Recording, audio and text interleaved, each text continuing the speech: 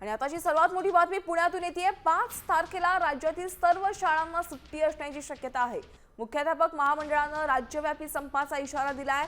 5 डिसेंबरला राज्यातील सर्व शाळा बंद ठेवून सर्व जिल्हाधिकारी कार्यालयावर मोर्चा काढला जाणार आहे।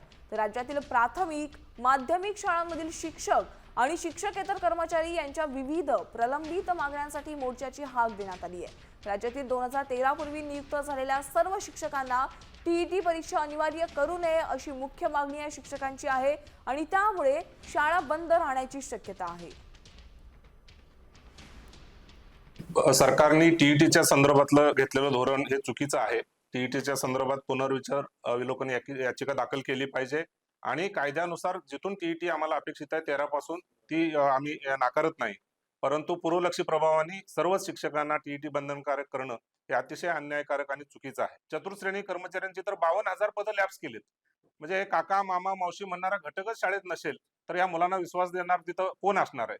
त्यांच्यासाठी आम्ही अग्रणी भूमिका ठेवली आहे। उलट आमचं म्हणणं आहे प्रत्येक शाळेमध्ये एक महिला सेविका आणि पुरुष सेवक तर कंपल्सरी असलाच पाहिजे।